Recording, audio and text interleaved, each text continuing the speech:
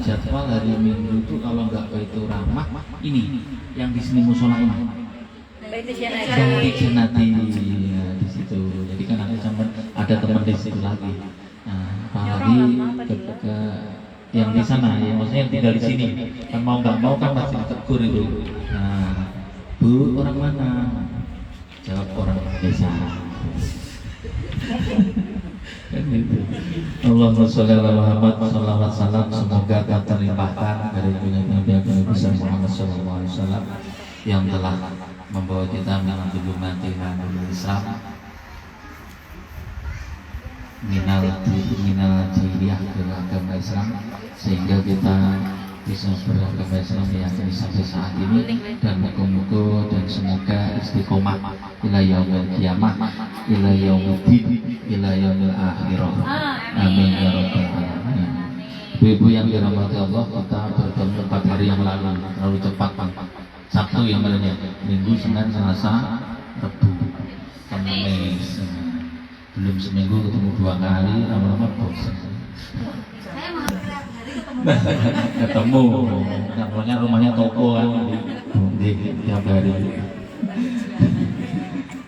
Jadi ibu-ibu yang dirahmati Allah, kita bisa silaturahim ini. Kalau saya melihat ada bubur, itu namanya bahasa Jawa ini kan bubur sedak jenang sengkolo. Kalau jenang sengkolo, sengkolo jadi tolak balik gitu. Enak merah putih, merah putih. Kalau sekarang Indonesianya, tapi di bahasa Jawa itu disebut sebagai itu perenahnya berani, putihnya itu tetap suci. Jadi dimanapun tempat amal berada, yang penting wani pokoknya benar. Nah, jadi tinggal dimanapun berani. Jadi ini sudah, meskipun pindah rumah, nah yang penting apa? Yang penting dengan tetangga itu mengenal dan jadi pesan saya pada Mama Andi wabil khusus ini ya Mama Andi ya, yang saya ingatkan dulu adalah pagar mangkok lebih kuat dari pagar tembok. Masih ingat lah? Atau ngerti ya? Nah, ini sekitar sampai ini berapa rumah? 3 rumah. Jadi ini kan selamatan nih. Sampai maaf nganter nanti, anterin 2 rumah atau 3 rumah. Kula nuwun ini aku selamatan pindah rumah. Iki selamatan ini. Itu sebagai pembuka, karena saya mengajarkan orang setiap pindah rumah itu selamatan, hanya walau hanya nasi goreng 5 bungkus. Nah, jadi kan tetangganya tahu oh ini barang baru. Jadi itu akan kuat rumah ini keamanannya. Jadi dengan pagar mangkok banyak memberi makanan aja. Jadi bukan masalah yang sifatnya sedekah besar enggak. Kalau bertetangga itu kuncinya di makanan. Kalau saya waktu masih kecil itu biasanya seneng kalau tetangga saya itu pergi lungo, misalnya pergi ke Wali Songo. Wah, itu datangnya kapan? Datangnya misalnya 3 hari lagi. Habis datang tuh saya sowen, itu pasti membawa macam-macam. Tonggone kecipratan, dapat jeruk, dapat 5, 3, 3. Alhamdulillah. Jadi kehadiran kita itu ditunggu tetangga, nggak sampai nyanyi budal bongkor ramlis nih. Di tetangga itu senang kalau kehadiran kita itu ada, tidak perlu banyak mengasih, itu yang penting sebagai tanda bahwa kita itu orangnya penaan, kita itu enak untuk bergaul. Jadi secara umum itu semoga pagar mangkok atau pagar tembok ini sebagai falsafah ketika kita punya tetangga, ke anak, ke siapapun, mengajarkan seperti itu. Karena apa?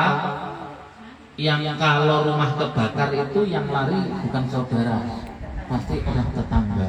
Mengikut dia jengkel tuh sama kita, tapi dia tetap poro-poro, woi kebakaran woi begini toh dari jauh, karena dia nggak senang sama kita, tapi mulutnya nggak bisa diam tuh, woi kebakaran rumah sopo, itu tetangga. Nah, jadi meskipun orangnya jengkel, tapi dia tetap menolong kita, walau dengan caranya teriak-teriak dari jauh, tapi kan waduh kebakaran, nah, tetangga yang baik datang, yang dia miring-miring ini, nah, tapi kan dia sudah bersuara tadi, suaranya tadi didengar oleh tetangga yang baik. Nah, jadi itu gambarannya untuk kita pindah rumah bertetangga, dan semoga ini juga saya lihat ada ketan dan serundeng ini kan supaya lengket ya. Ini lengket apa maksudnya? Ini berarti khatam Quran. Nah, lengket kerasan meninggali rumah. Jadi dimanapun berada yang penting rumah itu dibuat sholat 5 waktu, terus baca Al-Quran, lalu hanya ikro. Insya Allah barokah.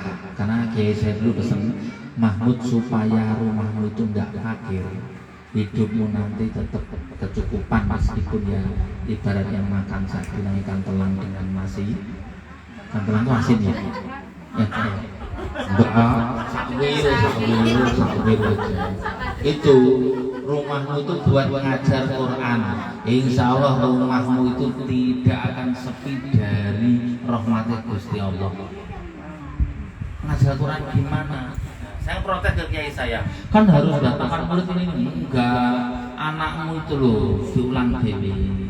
Nah, lebih mantap tetangga, cucu dipanggil. Ya walau 1-2 orang. Makanya saya juga sampai sekarang saya praktekkan juga.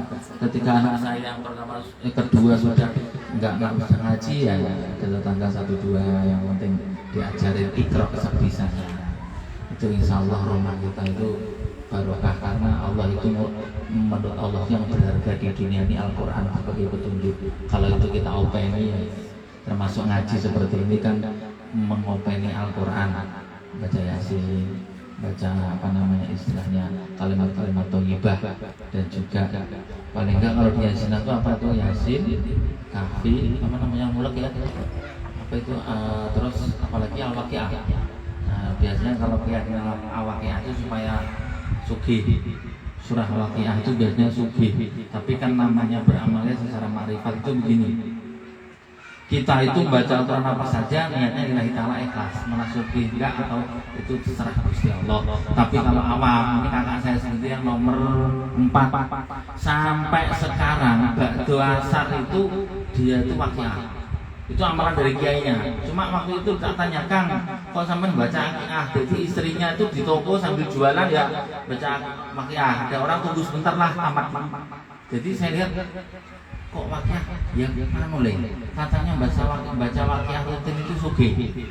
Nah, tapi memang sugih, tapi kan ya niatnya beda. Maksudnya hanya sugih aja. Tapi kalau diniati lillahi ta'ala, insyaallah niatnya ya sugih dunia, sugih akhirat, sugih hati ini. Kadang orang ini, Pak, apa harus sugih materi? Iya, memang itu penting. Tapi kalau dia Allah beri karunia kita sugih hatinya, dia itu merasa ikhlas atas apa yang dia terima saat ini. Karena apa? Saat ini yang terbaik. Buat Mama Andini yang terbaik saat ini. Pindah ke sini juga yang terbaik. Karena apa? Sesuatu yang terjadi pada kita saat ini, detik ini, itu yang Allah berikan yang terbaik. Jadi wajib hukumi alhamdulillah. Karena apa? Untuk besok, lusa, minggu depan kita nggak tahu. Iyo nanti malam nek masih hidup. Ngaji sama Pak Ahmad itu mesti ngerikan. Mati. Allahumma sholli ala Muhammad. Nah, jadi kaitannya dengan keikhlasan, apapun situasinya, ketika kita bisa mensyukuri rahmat Gusti Allah, insya Allah akan ditambah. Karena apa? Kita nggak tahu, kita hanya mencari ridho, hanya mencari berusaha ikhtiar sekuat tenaga, Allah yang ngatur. Jadi kebahagiaan itu bisa mungkin maksimal di anak kita, kebahagiaan itu mungkin bisa maksimal di cucu kita, dan kita sebagai riyadho. Kalau panjenengan saat ini lagi bahagia, mungkin riyadho atau tirakatnya bapak dan mbak panjenengan. Jadi gitu. Jadi kalau ada sekarang kok riyadho Pak, saya kok perjuangan, nah siapa tahu anak yang panjenengan nanti urepe dohir batin ya anteng enak gitu ya. Nah, jadi adem. Jadi ketika kita ngaji, ketika kita berharap, itu semuanya pasti Allah memberikan yang terbaik. Kita lanjutkan mar'atus sholihah yang kemarin adalah takdimnya seorang wanita solehah, mar'atus solehah kemana orang tua yang rentang. Kemudian kita lanjut adalah takdim mar'atus solehah kepada guru. Yang pertama, mari sedikit saya sampaikan, mar'atus solehah kepada gurunya itu gini. Guru yang saat ini tanggal 25 November adalah Hari Guru. Ini wakil khusus yang jadi guru. Bu Nur masih guru ya? Masih ya? Selamat Hari Guru. Nah, moga-moga ikhlas mendidik anak bangsa dan sabar. Tapi enaknya guru apa kayak Bu Nur ini minggu turu kan gitu ya? Ya, kan libur. Guru nek minggu turu. Nek orang dagang nggak iso. Berdagang itu kerjanya 24 jam. Kayak ustadz sama. Pedagang itu bener kelihatannya uangnya banyak, tetap punya duit. Jam 7 pagi sudah buka, kadang janjian jam 6. Ya Madin ya, jam 6 tak ambil lah, jam 6 pagi sampai jam 10 malam. Nah jam 10 tutup kelihatannya itu ngitung. Kok tekor Pak? Kok untung Pak? Nah di situ makanya kalau punya panjenengan ada anak 5 atau 3 anak harus ada satu jadi guru. Guru itu yang mengademkan. Karena apa? Saya memang protes. Ini pengalaman saya. Saya ketika lulus kuliah bersama Bu Nur ini 2003 itu pulang saya. Saya nggak mau jadi guru. Wah, kan sudah lama jadi guru. Namanya dosen TPA dulu ya. Ajar TPA. Saya sempat jadi pengusaha. Habis itu kan ketika jadi ibu saya kan protes, anak 7 kok nggak ada yang mau jadi guru, ada mondok, ada kuliah, tapi kok jadi pedagang semua. Nah, karena itu saya menjadi guru. Saya tahun 2003 balik ke sini ngajar teman model itu, jadi guru. Tapi sempat protes saya, Bu, kalau jadi guru ki sugih lambat. Tapi kalau pedagang itu sugih cepet, naik haji juga cepat, sedekah juga bisa banyak. Tapi kalau jadi guru itu kan ya sugih tapi lambat. Bisa naik haji tapi nunggu kaji sokeh. Ngerti sokeh? Bahasa Jawa itu sokongane wong akeh. Nah, Ustadz mau naik haji, nah, sumbang sampean 10 juta, umroh saya. Itu sokongan ya, uyuran orang banyak. Nah, bahasa Indonesia kaji sokeh, jadi sokongannya wong akeh. Status sokeh. Sokeh itu sokongan itu apa? Urunannya orang banyak. Di desa kalau di Banjarmasin ada namanya kaji dolwah. Ya, adol sawah. Adol rumah itu dijual buat haji. Nah, haji sokeh, haji dolwah, nah, itu kan haji abidin ada lagi. Ini yang ada harapan haji abidin ini Bu Nur nih. Haji abidin atas biaya dinas. Loh, rezekinya. Beliau ini pegawai provinsi, Pak Gubernur lihat namanya, oh ini karena doanya tetap malam itu ya, terus panggil mewakili guru menjadi ke Mekah atas nama Haji Abidin atas biaya dinas. Amin. Loh sempetnya kok Mekah. Gini nggak ngerti. Kata Mama Andi jangan dikira 2 tahun lagi berangkat haji nggak kaget sampai. Mungkin nggak kira-kira? Insyaallah. Dirabi bos batu bara. Loh, Gusti Allah itu nggak tahu rencana yang terbaik buat beliau. Tapi kita kadang nggak percaya nih apa mungkin. Nah, yang bersangkutan nggak yakin. Tahu diri. Tapi kalau dongo ya Allah memang itu jatah saya dekatkan gitu. Itu untuk menyemangati. Hidup ini cuma modal semangat. Kalau nggak semangat itu wes sholat juga males juga. Ya di situ. Allahumma sholli ala Haji. Haji Abidin, haji atas biaya dinas, haji sokeh, sokongan mengokeh atau iuran orang banyak. Contohnya Ustaz, haji dolwah, dolwah adol sawah, ya diganti jalwah lah, jual sawah. Kan jalannya haji itu kan banyak. Jadi status Ada lagi yang di Jawa nih Pak namanya Haji Bongkok. Apa itu? Ya, Enggak udang katanya. Oh, bos udang. Tetangga saya malah jadi bongkok udang. Kalau tetangga saya itu dia gini, awalnya itu gini, tetangga di Kediri, Mas RT di RT. Ini dia jual areng gatok itu nah. Gatok itu dikumpulkan, dibakar, dijual arengnya. Sampai sekarang dia menyetok kosmetik di Surabaya. Seminggu itu 1 truk sampai 3 truk. Akhirnya apa? Dia naik haji disebut kaji batok. Bisnis batok awalnya itu nyari-nyari ke rumah-rumah itu nah. Ke warung-warung. Batok itu dikumpulkan, pedagang kecil, kemudian distor ke Surabaya pakai motor itu dikumpulnya pakai karung. Nggak taunya dari Surabaya itu permintaannya banyak. Bisalah sampai menyediakan saya seminggu 1 truk. Mumet dia pulang. Kayak apa caranya? Akhirnya apa? Kediri, Nganjuk dikelilingi semua pasar-pasar. Orang yang ada batoknya semua kan dibuang tuh, dibelinya Rp1.000 per kilo. Dia di Surabaya 5.000 per kilo. Cuma mengumpulkan aja. Akhirnya apa? Dia sekarang diam tidur dapat duit. Orang setor ke dia batok, dinaikkan di truk, terus truk itu dibawa ke Surabaya. Dia ngambil selisihnya saja. Akhirnya naik haji namanya kaji batok. Makanya hidup itu berdoa itu loncat sampai jangan gini. Ya Allah dapat kerjaan itu terlalu lama. Ya Allah dapat setelah kerja dapat duit terlalu lama. Ya Allah dapat rezeki 3 ini terlalu lama. Langsung ngomong ya Allah berikan rezeki yang barokah. Lintas. Tapi kalau doanya satu-satu kan dapat kerja dulu. Ada ya sampai dapat kerjaan. Tapi nggak ada duitnya ya sering. Rowe kok ontang-panting tapi lo kok minus. Terus sampai juga berdoa minta duit, dikasih duit, tapi nggak cukup terus. Tapi kalau doanya loncat, ya Allah rezeki yang barokah, rezeki yang cukup, jadi loncat doanya. Tapi kalau doa cari kerjaan tuh ya repot. Berangkat pagi pulang sore kok tambah minus. Kerja terus karena doanya cari kerjaan. Nah jadi di situ.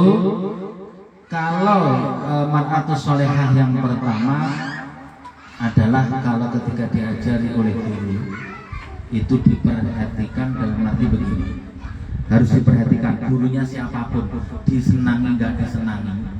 Karena apa? Harusnya request seperti ini. Misalnya tuan rumahnya ini kan kisahnya cari jodoh, cari ustadz yang bujang. Jadi sampai diundang yang bujang tadi ya.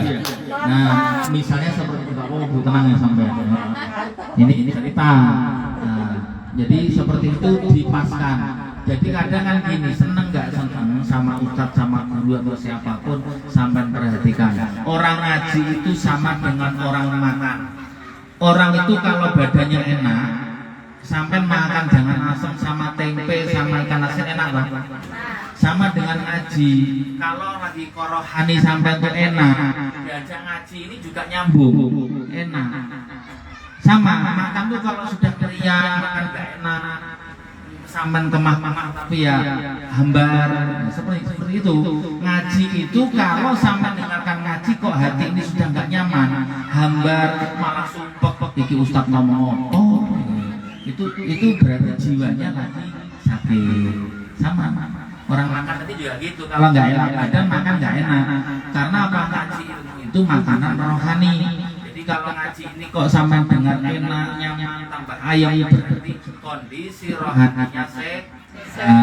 Tapi kok ini tambah super, kadang nasuis sawi, pemenang ustadz yang lemu sawi.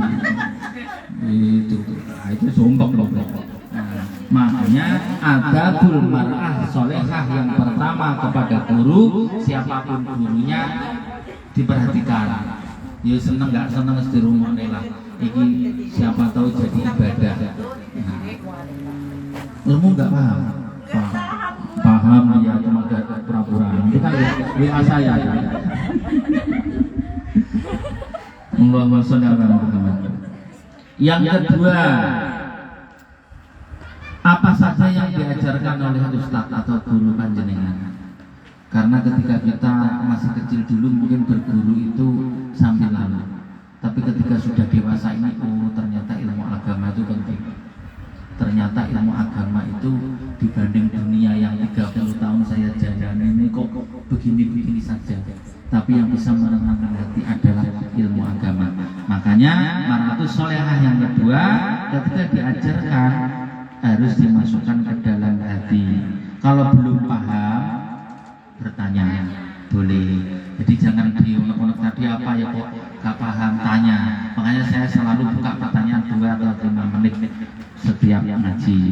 Yang ketiga, mar'atus sholihah adabnya yaitu apabila guru itu mengajak kebaikan ikutin, tapi kalau tidak bersedia alasannya harus halus.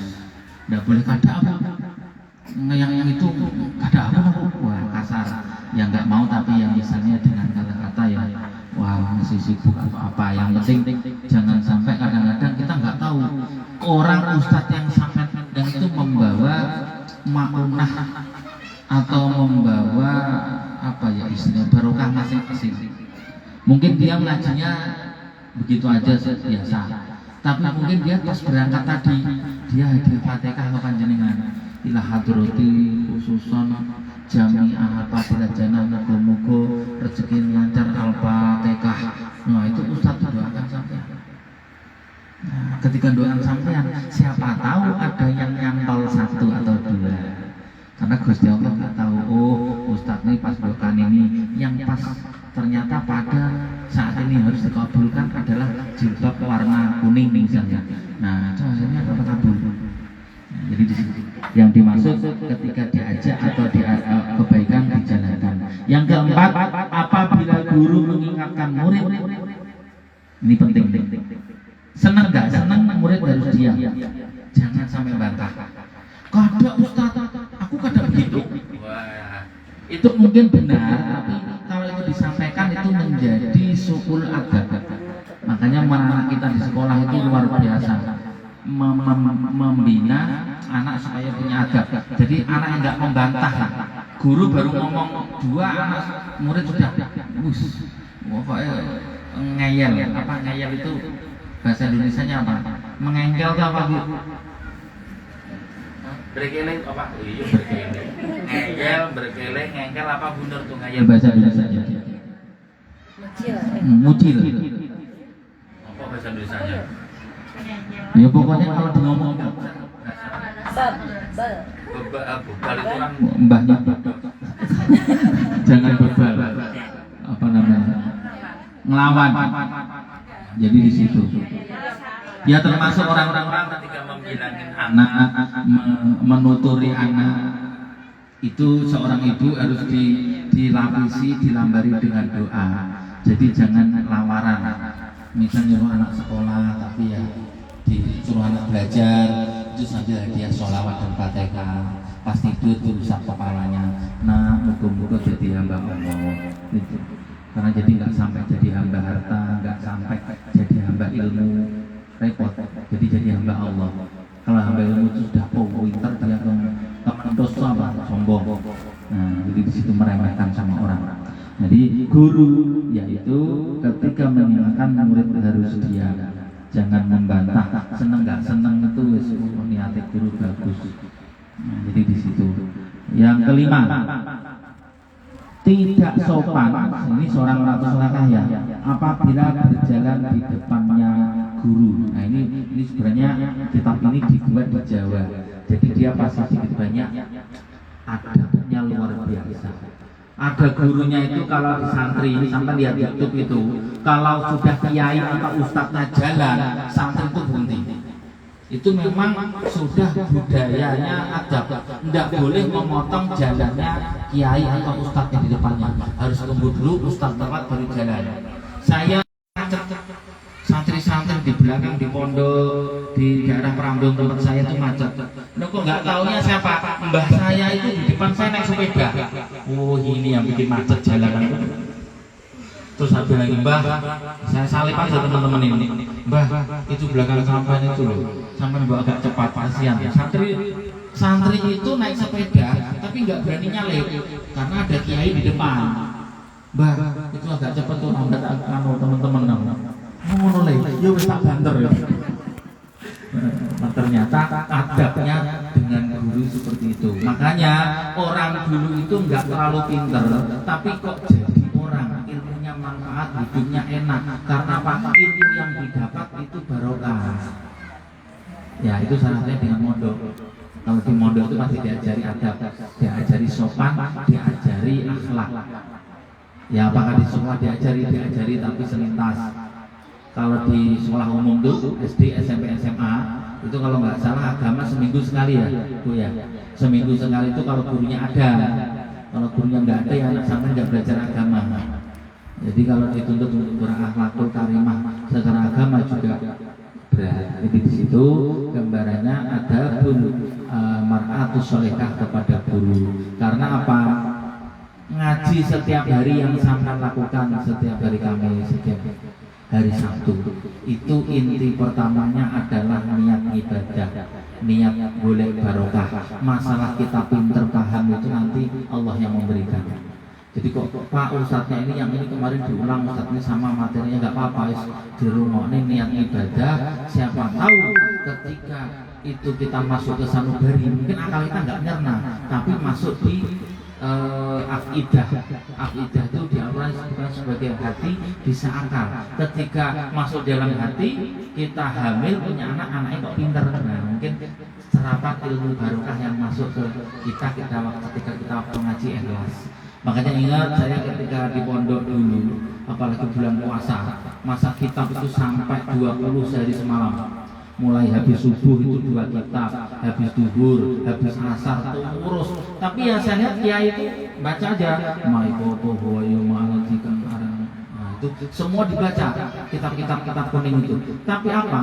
Ternyata kiai itu yang penting barokah ilmunya Insya Allah kamu nanti akan mendapat barokah.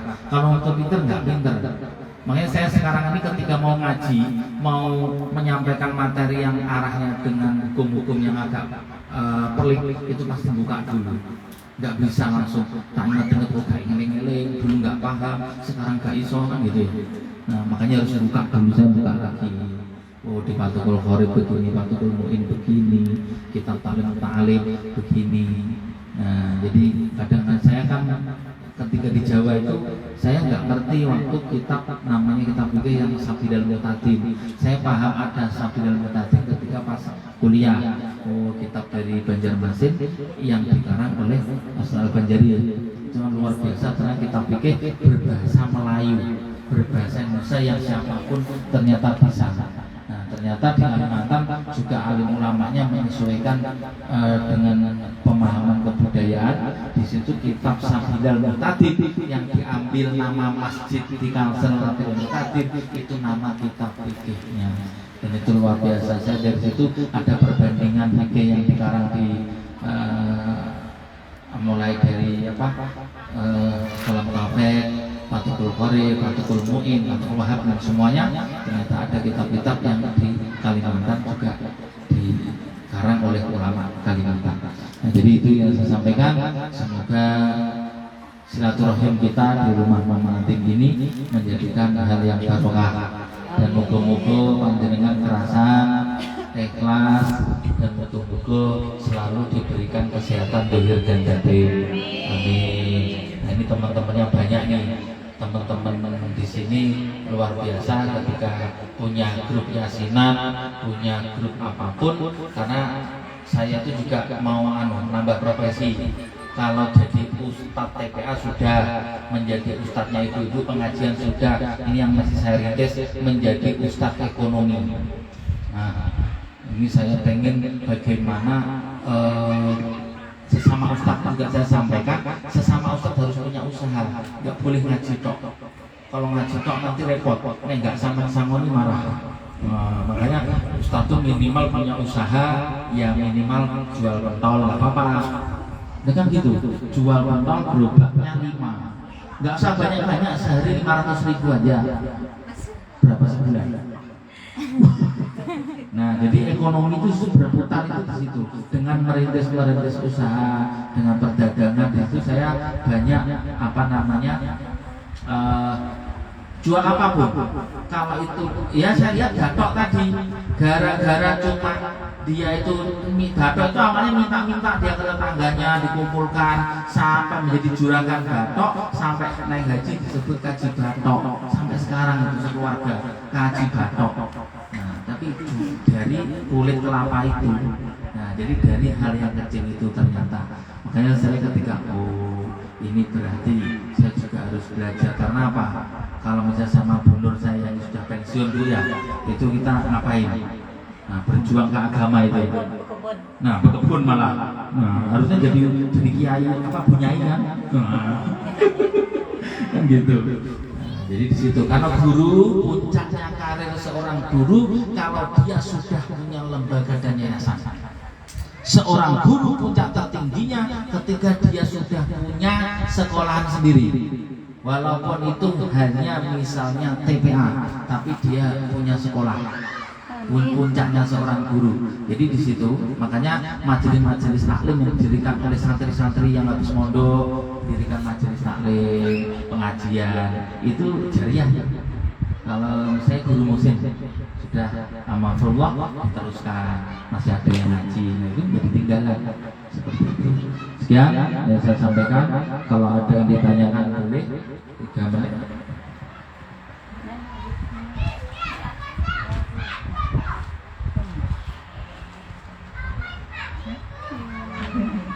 Kata-kata anu juga.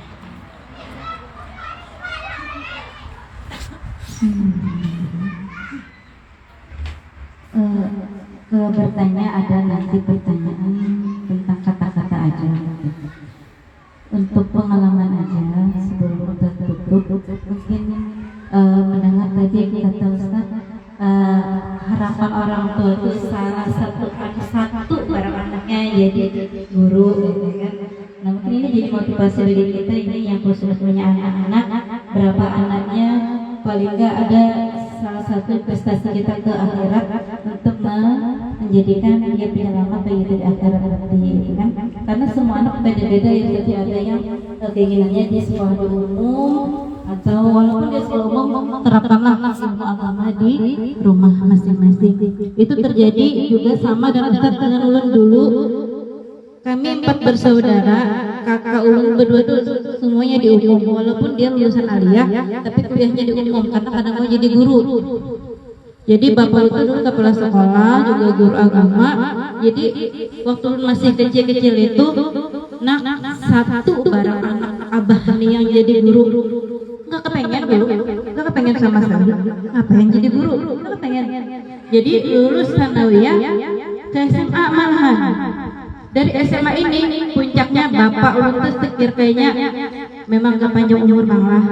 Jadi dia meminta nak kuliah di mana nih? Pas mau ujian tuh sudah mau ujian SMA. Ulun sekolah di ulun kuliah di Banjarbahai, anak sekolah bahasa asing. Dia kenapa maksa? Karena memaksa beliau. Di situ kok mikir malamnya. Kenapa aku ini kayak itu menyahut kuetan kita nih ke orang tua kok mengharap kenapa nggak diusahakan kapan kita bikin bahagianya. Malam itu lu kada bisa tidur, habis sholat ulun pengen sekali subuh itu cepat sekali subuhnya ingin menyampaikan ulun pengen kuliah di STAI sesuai kehendak dia. Nggak tahu kadang ngerti Ustaz STAI itu gimana, ulun hadis tafsir segala macam nggak ngerti. Untung aja ketemu Ustaz, ketemu kawan-kawan yang pinter-pinter agama, kada sempat bertakun doa. Alhamdulillah 4 tahun kuliah lulus Ustaz. 4 tahun lulus, 99 masuk, 2003 sudah lulus. 1 bulan habis wisuda orang tua kita meninggal, langsung abah meninggal. 1 bulan habis wisuda. Waktu wisuda beliau nggak bisa menghadiri karena sakit. Di situ puncaknya lu kada mau, habis wisuda langsung pulang. Jadi kada foto-foto, nggak ada kesan sama sekali foto-foto sama teman, sama dosen nggak ada. Karena yang ulun dalam pandangan pengen memasang baju toga ini di hadapan orang tua, jadi langsung pulang, langsung foto sama abah. Jadi kada ada kesan dulu sama teman-teman yang kuliah itu yang foto-foto itu mungkin salah satu pengalaman bagaimana kita nanti mungkin sebagai anak-anak yang ada di sini utamakanlah kita upayakan kehendak orang tua yang nomor 1, mungkin itu yang terbaik untuk kita, dan bagi kita orang tua, kita arahkan anak sebaik-baiknya, jangan sampai lepas dari ilmu agama. Itu mungkin pesan untuk menambahkan Ustaz. Mungkin karena pengalaman kami sama, ternyata dari saudara-saudara kita pengen anaknya menjadi guru, terutama guru agama. Murid-murid pun kadang mempengaruhi harus jadi guru agama. Karena memang susah pun jadi guru agama sekarang. Ya. Kemudian ini yang ditanyakan Ustaz, kadang ada status atau apa kata-kata ini yang benar bagaimana? Mudah-mudahan lelah menjadi lillah. Maka kita harusnya yang namanya lillah itu kan dari awal nih. Lillahi ta'ala. Karena ada status kok bingung kan? Kenapa kalau lelah ini menjadi lillah? Harusnya kita menerapkan lillah itu kan di awal sebelum kita melakukan sesuatu. Nah ini mungkin minta diluruskan Ustaz gimana sebenarnya. Terima kasih. Kalau sudah terlanjur yang tua-tua ini kan anaknya sudah jadi orang semua kayak apa? Putu nih. Cucu sampean itu yang penting ada yang mondok. Tidak harusnya saya masuk guru di sekolah lah. Ketika anak itu punya ilmu agama, dia pernah mondok, kemudian ditempatkan di suatu daerah, dia itu akan menjadi tokoh. Minimal jadi dosen TPA tadi. Kaitannya gimana ya? Kaitannya begini. Semua orang itu belajar agama mudah, di mondokan yang pintar, tapi panggilan jiwa untuk mengurus agamanya itu yang enggak semua orang bisa dan mau. Jadi ustadz ini semua orang bisa, asal pakai baju bawa serban jadi kelihatan ustadz. Tapi ketika dia benar-benar jadi ustadz itu bisa enggak panggilan itu, dan itu memang SK dari jamaah, enggak bisa dari Gusti Allah dari jamaah. Enggak tahu macam ustadz kalau enggak sampai undang enggak jadi ustadz orang. Jadi di situ makanya pertemuan seorang ustadz itu ketika Allah mentakdirkan dan jamaahnya itu juga mengiyakan, jadilah dia ustadz. Banyak orang pinter, banyak orang bisa baca Al-Quran, tapi disuruh ngajar TPA mau enggak? Itu menunjukkan bahwa agama ini betul-betul keikhlasan batin.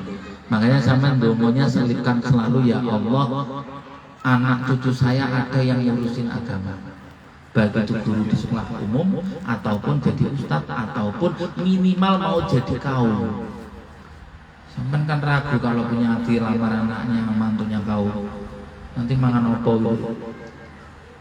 Buyuh kok takut? Allahumma sholli ala Muhammad. Kaitannya lelah menjadi ilah ini konsepnya luar biasa ya. Kita tuh kalau ditanya, sudah sampai jawab sekarang. Ini menunjukkan keimanan sampean tuh kelihatan.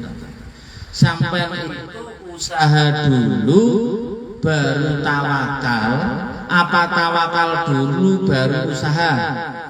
Udah jawab. Ayo. Ini akan menentukan masa depan akhirat, bukan dunia ya. Sampean usaha dulu baru tawakal pasrah, apa tawakal pasrah baru usaha dulu?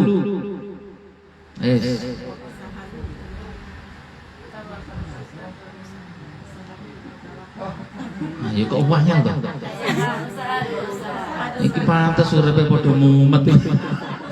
Ketoke sugih-sugih tapi mumet karena apa? Mengolah batin itu mumet. Usaha dulu apa tawakal dulu?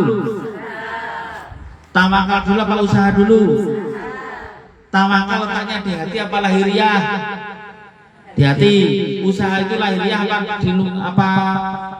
apa lahiriah apa namanya hati? Lahiriah. Jadi bermasalah ternyata. Wes ngomong sama ngaji Al-Fadhilah ternyata bermasalah. Kenapa? Dia menjawab usaha dulu baru tawakal, pantes urepe kesro. Loh, enggak tawakal itu di hati apa lahiriah? Niat itu di mana sih? Di hati. Nah, mulai paham kan ya? Bismillah saya niat ngelamar Paijah. Lillahi ta'ala. Orang sholat lillahi ta'ala apa di akhir? Orang sholat di awal kan? Baru mengerjakan sholat kan? Usolli fardhu maghribi salasa. Akhir pasti lillahi ta'ala. Baru Allahu Akbar. Paham maksudnya sudah? Ini yang banyak masalah hidup itu ketika sampai itu usaha dulu, ketika mentok baru nangis-nangis, wah pasrah aku mati aja gak kuat, gantung aku itu masalahnya ternyata. Jadi lelah lillah itu hanya kata-kata puitis. Konsepnya ya itu sampai harus madep mantep niat lillahi ta'ala baru berangkat. Itu saya sebutkan ketika saya cari istri. Istri saya ini perempuan ke-17 karena saya ditolak dia yang 6 ke 7. Ayo. Oh itu kan saya lupa dulu nggak niat, pokoknya share sampaikan ditolak saya. Ternyata ke kiai saya kalau nyari istri nyari bojo niat dulu rabi bulan ini lillahi ta'ala. Berangkat saya nonton blog-blog di Jawa ketemu tegas, kamu mau tak lamar nggak, bilang sama mbokmu. Wah, termasuk yang terakhir ini. Jadi ternyata itu menanamkan niat tekad berarti kudu takwa dulu, niat dulu baru berusaha. Mama Din mana tadi? Dia niat pindah rumah itu kan pasti niat pindah rumah. Dapatnya rumah kan di sini. Nah itu karena dia niat dari awal pindah, enggak ditunjukkan baru niat pindah. Kalau namanya enggak niat pindah dia enggak akan pindah. Makanya orang itu niat dulu lillahi ta'ala. Sama hidup itu sama dengan sampai sholat lillahi ta'ala, Allahu Akbar kan baru sentuh assalamualaikum itu. Jadi kenapa banyak orang mumet sekarang itu kerja dulu lah capek-capek sampai peyok bahasanya ya, baru ya Allah kok tambah soro baru pasrah. Ya wes sampai pasrah gini Gusti Allah, saya pasrahkan aja karena sudah berusaha. Akhirnya apa? Mentok. Tapi kalau sudah niat cari istri sampai dapat. Nah, waktu itu saya. Yang kedua saya termasuk ini contoh, nggak usah orang lain, kalau lain marah nanti. Niat cari ilmu kuliah. Saya kan selesai mondok tuh ke mbok saya kan maunya mondok lagi. Sampai ke mondoknya di Lirboyo dilanjutkan. Enggak, kalau mondok nanti saya kayak kakak-kakak itu di dunia formal nggak bisa. Akhirnya apa? Saya niat kuliah. Kalau nggak selesai nggak pulang. Jadi 5 tahun saya selesai. 98, 2003 pulang. Gak oleh baju, gak popo. Karena niatnya sekolah, bukan niat kerja. Nah, makanya sampai sekarang nanamkan ke anak, kalau anak itu masih niatnya sekolah cari kerja, salah, fatal nanti. Pokoknya anak sampean masih niat nak bu saya itu sekolah biar dapat kerjaan, nelongso nanti. Jadi tamat kuliah itu loh ijazahnya ditolak sana kemari, melongso. Jadi niat sekolah lillahi ta'ala, golek ilmu uripmu ben paham dunia akhirat penak. Kerjaan nanti cari setelah sekolah dan kamu nanti akan mendapatkannya. Jadi supaya anak-anak itu semangat dalam hidup tuh, nggak usaha dulu tapi niat dulu, tawakal dulu. Ini belum bahas tawakal banyak, tawadu, qanaah, wirai, yakin. Nah, dari hurufnya itu kan banyak. Nah, tapi di situ yang penting niat, tawakal seperti sholat fardul nisa'i arba'a raka'atin mustaqbilal kiblati lillahi ta'ala. Seandainya rakaat kedua sampean diambil mendadak sama malaikat maut, mati itu husnul khotimah, karena niatnya di awal tadi lillahi ta'ala, sampai salam mati. Nah, itu loh hidup. Jadi meskipun niat sugih, kok belum sugih, yang teruskan kok kita mati, anak kita sugih. Karena kita udah ada niat sugih, niat ke Mekah, niat bangun masjid. Makanya anak saya sampaikan terus terang, nak, Pak, Bapak ini tanya apa? Nanti Bapak saya mau punya tanah yang luas, di situ ada masjid, ada pondok, ada supermarket, ada kebun, ada pertanian, santrinya gratis. Oh itu hebat. Duit konti kumpul. Saya kalau ditanya gitu kan sangat nggak tahu. Kayak orang cari jodoh nggak tahu. Sama dilamar siapa dulu, yus pokoknya merem, lanang yus.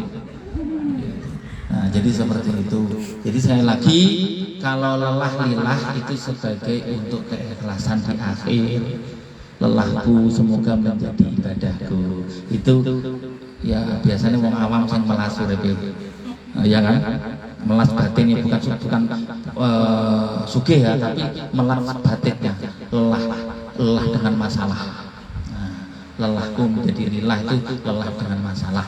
Tapi kalau dia sudah niat mantap saya ingin menjadi apa, niat mantap saya ingin membuat apa, dia nggak akan putus asa. Kalau lulus ternyata mentok, dia belok dikit, break istirahat, lanjutkan. Gitu.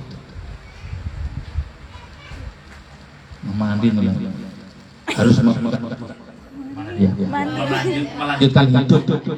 Ya meskipun mandek Lurus gimana? Gak apa-apa, penting semangat. Lanjutkan hidup, lanjut terus sampai Pak 12 ya. Loh, iya. Siap ya?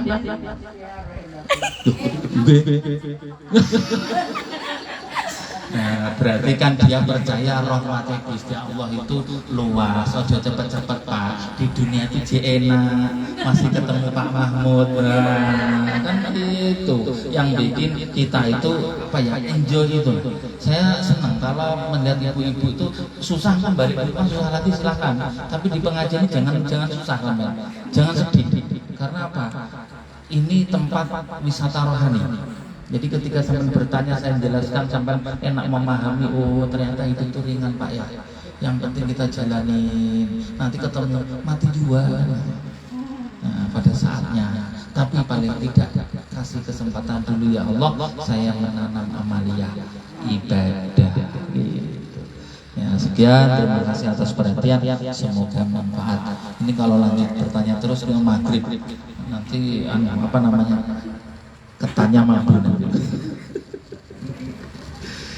Ini minta doa selamat atas pindah rumah, menempati rumah, semoga menjadi rumah sakinah, rumah yang penuh dengan sakinah mawaddah warahmah, yaitu bisa ngomong dengan sekuat tenaga baiti jannati, rumahku surgaku. Sekali lagi kalau masih buat sholat, buat ngaji, insya Allah adem.